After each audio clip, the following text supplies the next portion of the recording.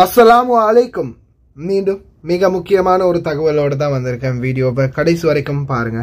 தெரியாத நண்பர்களுக்கும் மறக்காம ஷேர் பண்ணுங்க. வீடியோ பிடிச்சிருந்தா ஒரு லைக் பண்ணுங்க, சப்ஸ்கிரைப் பண்ணுங்க. மறக்காம பெல் பட்டனையும் ஆல் செலக்ட் பண்ணுங்க. அப்பதான் நான் போடுற ஒவ்வொரு தகவலும் உங்களுக்கு நோட்டிபிகேஷன் மூலம் கிடைக்கும். இது ஒரு இடைப்பட்ட தகவலாக தான் கொண்டு வந்திருக்கிறேன். மாலை நேரத்துக்கான செய்தி இன்ஷா அல்லாஹ் விரைவிலேயே வரும். இந்த வீடியோவில் பார்த்தீங்கன்னா ஒரு சகோதரி, இப்போ ரீசெண்டாக 2 சகோதரிகள் ரீசெண்டாக குழந்தை ஒன்று நீரில் மூழ்க போனதை காப்பாற்ற போய் உயிரிழந்திருந்தாங்க. அதில் WP சீதா பத்மகுமாரி எனப்படும் இந்த சகோதரி 2 பிள்ளைகளின் தாயான இவர் கடந்த 1 வருடம் மற்றும் 3 மாதங்கள் குவைத்தில் வேலை பார்த்துக்கிட்டு இருந்த நேரத்தில் தான் இந்த விபத்து இடம்பெற்றது. அதன் பிறகு இப்போ ரீசெண்டாக அவங்க சாலை கைரானுக்கு போன நேரத்தில் குழந்தை ஒன்று மூழ்க போனது, அதை காப்பாற்றிய அந்த சந்தர்ப்பத்தில் அவங்க மூழ்கி இருந்தாங்க. அதுதான் குவைத்துடைய நியூஸ். அது மாதிரி இடையிலையும் வேறு வதந்திகள் பரப்பப்பட்டுச்சு. அவங்களுடைய மகன் இவர் தான். மகன் ஒன்றும் ஒரு மகளும் இருக்குது.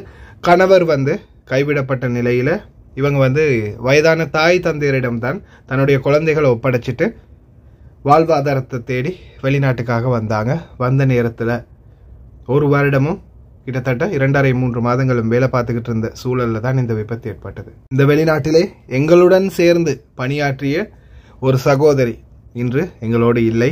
நம் அனைவருடைய சார்பாகவும் அந்த சகோதரிக்கும் எங்களுடைய ஆழ்ந்த அனுதாபங்களை தெரிவித்துக் கொள்கின்றோம்.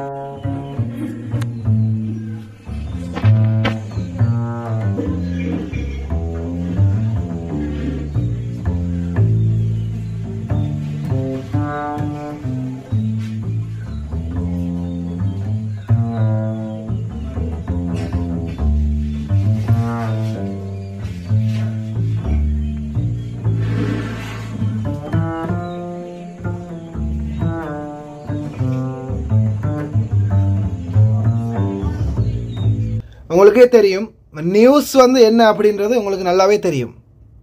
நல்லா தெளிவாகவே போட்டிருந்தாங்க. ஒவ்வொரு மொழியிலையும் போட்டிருந்தாங்க. நான் டிரான்ஸ்லேட் பண்ணி கூட போட்டிருந்தேன்.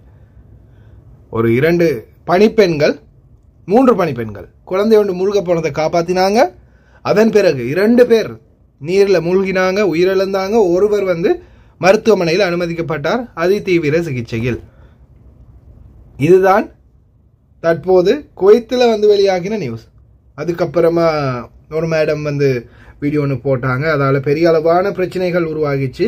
கூட இருந்தவங்க கொடுத்த வாக்கு மூலமும் கடைசியில் குவைத்திகளுக்கு சார்பாகவே போயிடுச்சு. சரி, ஓகே, இது எப்படியோ இந்த நாட்டில் கிடைக்க வேண்டிய ஒரு நல்ல ஒரு நஷ்ட ஈடு இல்லாமல் போயிடுச்சு. சந்தோஷம் அவங்களுக்கு. நம்மளுக்கு தான் கவலை.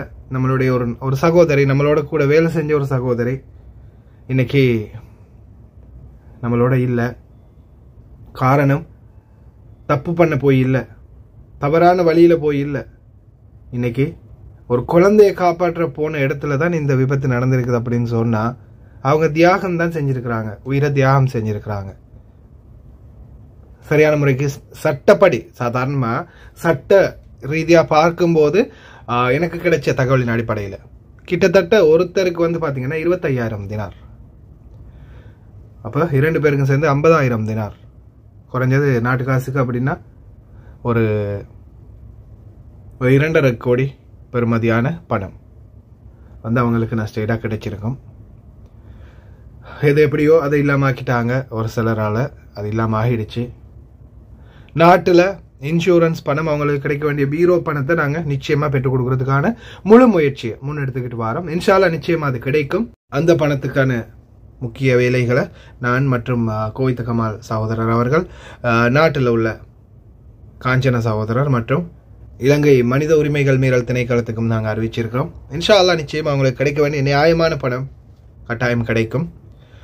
அதே போல் மற்ற சகோதரியுடைய ஃபோட்டோவோ வீடியோவோ அவங்களுடைய எந்த தகவலும் யாருமே வெளியிடலை, அவங்க குடும்பமும் கொடுக்கல. அவங்க வந்து திருமணம் ஆகாத ஒரு சகோதரி. அவங்களுக்கு எங்களுடைய ஆழ்ந்த இரங்கல். அதே போல் எக்காரணம் கொண்டும் எந்த ஒரு விடயங்களையும் அவசரப்படாதீங்க. தீ விபத்து ஏற்படலாம் மற்றும் ஒரு சில விபத்துக்கள் ஏற்படலாம், அனர்த்தங்கள் ஏற்படலாம். இந்த நேரங்களில் ஏதாவது ஒரு பிரச்சனைனா ஒன்று உங்களுடைய சம்மந்தப்பட்ட கஃபீலிடமோ அல்லது தெரிந்தவர்களிடமோ சொல்லுங்கள், வீட்டு ஆளுங்கள்கிட்ட. அப்படி இல்லாத பட்சத்தில் 112 112 என்ற அவசர இலக்கத்துக்கு அழைப்பு விடுத்து உங்களால் முடிஞ்ச நீங்கள் இல்லைன்னா யாராவது பக்கத்தில் இருக்கிறவங்க சரி சொல்லி தீ விபத்தா இல்லை நீரில் மூழ்கியதா வேறு ஏதாவது விபத்தா தெரிவிங்க. எந்த ஒரு விடயத்திலையும் டைரெக்டாக நீங்கள் வந்து இன்வால்வ் ஆகாதீங்க. ஏன்னா அது மிகப்பெரிய ஒரு ஆபத்து. ரிஸ்க் வைக்காதீங்க, உயிரில் எப்பயுமே ரிஸ்க் வைக்காதீங்க. ஏன்னா இப்போ பாருங்க, இன்னைக்கு இந்த சகோதரி இறந்துட்டாங்க. அவங்களுடைய 2 குழந்தைகள் தான் இன்னைக்கு தாய் இல்லாமல் தந்தையும் இல்லாமல் அந்த 2 அப்பாவி குழந்தைகளுமே தனியாக நிற்குது. உங்களுடைய குழந்தைகளை உங்களுடைய குடும்பத்தை சிந்திங்க. இந்த நாட்டில் நீங்கள் எடுக்கிற ஒவ்வொரு முயற்சி ஒவ்வொரு செயலும் முதலாவது நீங்கள் உங்களுடைய மனதில் உங்களுடைய குடும்பத்தை நினச்சிக்கோங்க. ஏன்னா நம்மளுக்கு இங்கே ஏதாவது ஒன்று ஆகினா அவங்களுடைய நிலை என்ன, அவங்களுடைய வாழ்வாதாரம் என்ன, அவங்க எப்படி அவங்களுடைய பிழைப்பை நடத்துவாங்க. நம்ம இந்த நாட்டில் வந்திருக்கிறோம், அப்போ நம்மளுக்கு ஏதாவது ஒன்றுனா அவங்களுடைய நிலைமை என்ன அப்படின்றத இப்போவே சிந்திச்சுக்கோங்க. தவறான விடயங்களில் ஈடுபடுறது, தவறான உறவுகளோட ஈடுபடுறது, குடும்பங்களோட பகைக்கிறது, அதே மாதிரி இந்த நாட்டில் உயிரை மாய்த்துக்கொள்ள முயற்சி செய்கிறது, சில தேவையில்லாத விடயங்களில் நீங்களா உங்களை மாய்த்து கொள்வது, அதே மாதிரி போதைப் பொருள், மதுபானம், சூதாட்டம், விபச்சாரம், இந்த மாதிரி விடயங்கள்ல எல்லாம் இருந்து உங்களை நீங்கள் தவிர்த்துக்கோங்க. இந்த நாட்டில் எந்த அளவுக்கு நீங்கள் வந்து நல்லபடியாக இருந்து உங்களுடைய குடும்பத்துக்காக உழைச்சிட்டு இந்த நாட்டை விட்டு போகிறீங்களோ அந்த அளவுக்கு உங்களுக்கும் நல்லது, உங்களுடைய குடும்பத்துக்கும் நல்லது. தவறான பாதையில் போயிட்டீங்கன்னா கடைசியில் நீங்களும் பாதிக்கப்படுவீங்க, உங்களுடைய குடும்பம், உங்களுடைய குழந்தைகள், உங்களுடைய குழந்தைகளுடைய எதிர்காலம், உங்களுடைய மனைவியுடைய கணவனுடைய நிலையும் பாதிக்கும். ஞாபகத்தில் வச்சுக்கோங்க. கடைசி வரைக்கும் பார்த்து எல்லாருக்குமே ரொம்ப நன்றி. தெரியாத நண்பர்களுக்கும் மறக்காம ஷேர் பண்ணுங்க. வீடியோ பிடிச்சிருந்தா ஒரு லைக் பண்ணுங்க, சப்ஸ்கிரைப் பண்ணுங்க. இன்னொரு நல்ல வீடியோவில் சந்திக்கலாம்.